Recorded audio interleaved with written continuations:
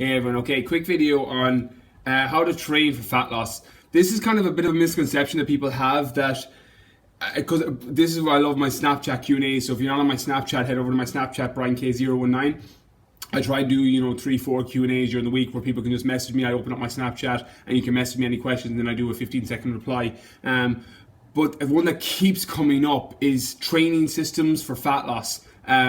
Which is the best cardio, which is the best training system, what should I be doing? Firstly, avoiding nutrition completely. For fat loss, you probably need to be in a calorie deficit unless you're doing some form of advanced technique through your training, which basically was what I do in my online programs. I try not to go too much into a deficit and try and get the calorie deficits from training and do fat loss principles, some of which I'm going to share with you now. But taking nutrition out of it completely, because all the principles apply. The things that I do with clients within my online programs is the eating every 3 hours, keeping metabolism stimulated, using clean foods, etc. All these things. But for training fat loss principles, there's a couple of things you can do.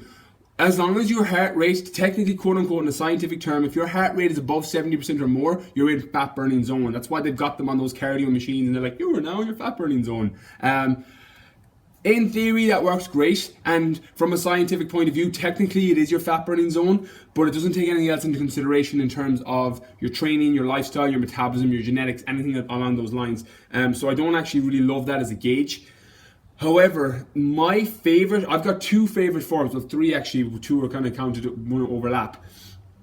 For training for fat loss. One is tension training on your muscle that you're working in that workout, because it's going to tear more fibers down, which is going to, when you tear fibers down in your workout, when you're training and you're putting muscle under tension, say you're doing a bicep curl and you're putting biceps under tension, you're tearing fibers in that muscle. When you're tearing fibers in that muscle those cells need to repair within the muscle. So when you eat your food goes towards repair of that muscle, and it can't go towards body fat, assuming you don't take the piss and eat too many calories. But it will repair the muscle. So that theory of tension training and keeping optimal resistance on the movement is going to give you a better bang for your buck and give your metabolism an elevation, which means the food you eat will go towards repair. I had a guy message me in my Snapchat Q&A yesterday because I was doing T-bar rows yesterday. It was actually in my vlog with 5 kilos, and he was like, "Why were you doing 5 kilos? He looks like he was like, you could look like you could lift 5 20-kilo plates." I replied in the Q&A and I was like, I train for optimal tension on the muscle. I was like, I'm trying to work the inside of my back. I'm working that muscle and tearing the fibers in that muscle. I could and start fucking banging out, 5 plates on a T-bar row. I'm sure I could move that.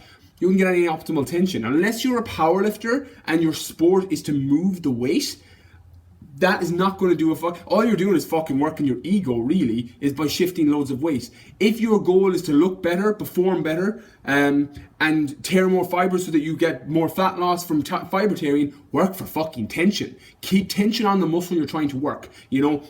My online program is based around working all the muscles under tension. So, some of them are 2-second positive, 1-second hold, 2-second negatives, mixed in with 4-second negative work. Keeping tension on the muscle, because that's going to tear more fibers. You're in the fucking gym anyway, go in there and make the time optimal. You may as well tear as many fibers as possible, elevate your metabolism. The only difference, if you're trying to build muscle, is you eat way more calories. If you're trying to lose body fat, you eat less calories.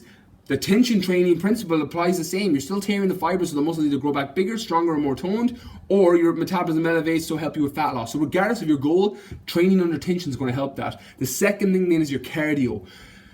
I must have had 4 questions on this about what's better, high intensity or low intensity cardio. So if you've been following me long enough, I'm a high intensity cardio guy. Check out my finishers in my vlogs. You can see that I love fucking high intensity workouts. However, there's a place for low intensity cardio. If your diet is spot on, you're in a calorie deficit, low intensity cardio is probably going to help you shift body fat. Or after your high intensity workout, it's going to help you, because high intensity cardio releases lipolysis, which releases the fats in the cells to be burnt, and low intensity can burn through it. There's a training protocol called Stubborn Fat Loss Protocol 2.0, which is a combination of high intensity, high intensity, for that reason, that you release fat to be burnt, and then you burn through it in the low intensity. The best bang for your buck in the shortest time is to combine high intensity and low intensity at the end of your weight training. So hit your high intensity workout,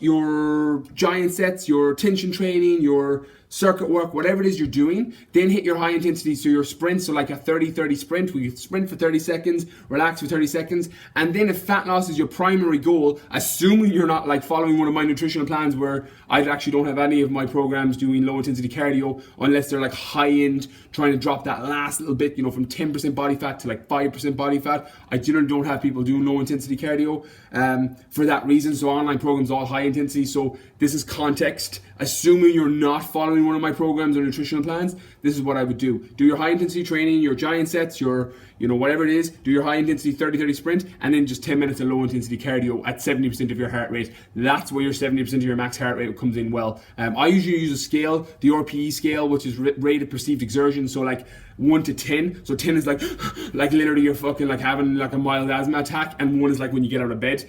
Try and get around a 7.